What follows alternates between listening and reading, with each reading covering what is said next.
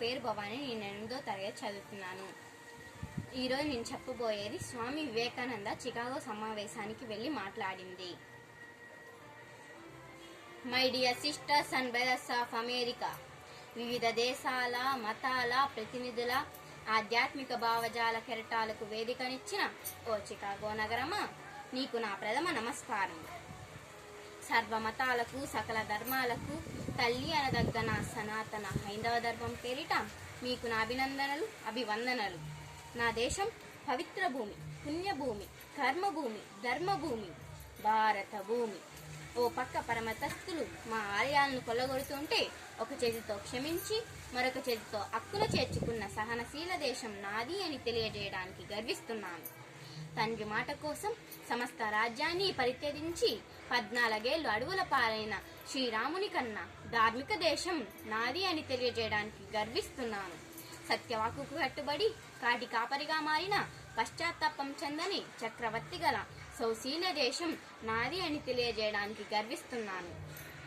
నా దేశం గురించి, నా హైందవ ధర్మం గురించి ఏమని చెప్పను, ఎంతని చెప్పను. యోగా మాది, ధ్యానం మాది, చదరంగం మాది, మార్షల్ ఆర్ట్స్ అనబడే యుద్ధ కళలు మావి. ప్రపంచానికి 0 అనే అంకెను అందించి నవశకానికి నాంది పలికిన ఘనత కూడా మాదే.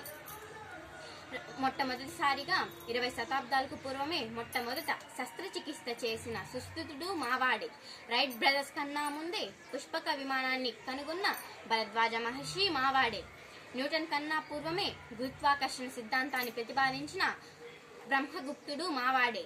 సూర్యుడు తిరగటం లేదని, భూమే సూర్యుని చుట్టూ తిరుగుతుందని ముందుగా ప్రతిపాదించిన ఆర్యభట్ట మావాడే. జ్యోతిష్యం రచించిన వరాహమిహిరుడు, అర్థశాస్త్రం రచించిన చాణక్యుడు. చెప్పాలంటే మాకు ఉన్నది చరిత, దానికి ఉన్నది ఎంతో ఘనత. కాకపోతే మీరు సైంటిస్టులు అన్నారు, మేము ఋషులు అన్నాం. అందుకే మా ధ్యానం పురాతనం, మా ధర్మం సనాతనం. జరిగింది జరగబోయేది పూర్వజన్మల దుష్కర్మల దుష్ఫలితం, సత్కర్మల సత్ఫలితం. ఇదే మా ధర్మ సిద్ధాంతం. మేము రాయిలో దేవుని చూస్తాం, చెట్టులో దేవుని చూస్తాం, ఆఖరికి విష సర్పాలలో కూడా దేవుని చూసే విశాల భక్తిభావం మా సాంప్రదాయం. అసలు దేవుడంటే ఎవరు? ఎవరి ఆజ్ఞచే గాలి వీస్తుందో, ఎవరి కనుచూపుతో అగ్ని దహిస్తుందో, ఎవరు తరిస్తే మృత్యువు ప్రాణాలను హరిస్తుందో ఆ అనంత శక్తే దేవుడు. నీటిని కొందరు నీరన్నట్లే, కొందరు పానీ అన్నట్లే, మరికొందరు వాటర్ అన్నట్లే. పేర్లు మారినా నీరు ఒక్కటే, దేవుడు కూడా ఒక్కటే. మార్గాలే వేరు, మతాలే వేరు. మతం అంటేనే మానవత్వం. వృక్షశాస్త్రం గురించి తెలియాలంటే వృక్షాన్ని గురించి చదివినట్లు, మతాన్ని గురించి తెలియాలంటే మానవత్వాన్ని చదువు.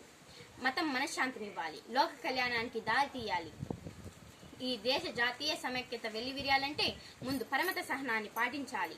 ఓ మహాప్రబోధకుల్లారా, ఈ విశ్వమానవ మతం అనే ప్రతిపాదనకై ఆలోచించండి, యోచన చెయ్యండి. అది దేశ దేశాలకు అతీతమై, కాలకాలాలకు అతీతమై, ఒక బౌద్ధ మతంగా కాక, ఒక క్రైస్తవ మతంగా కాక, ఒక ఇస్లాం మతంగా కాక, ఒక హైందవ మతంగా కాక, సర్వ మతాల సారాన్ని ఇముడ్చుకొని ఏకైక మానవ మతంగా ఆవిర్భవించాలి. అప్పుడు నెలకొంటుంది ప్రపంచ శాంతి, ప్రజలకు మనశ్శాంతి.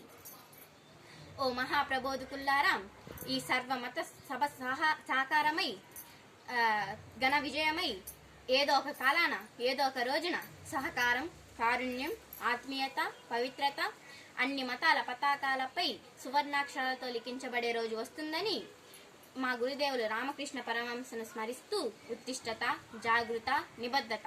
జై భారత్. లేండి, మేల్కోండి, గమ్యం చేరే వరకు ఆగకండి.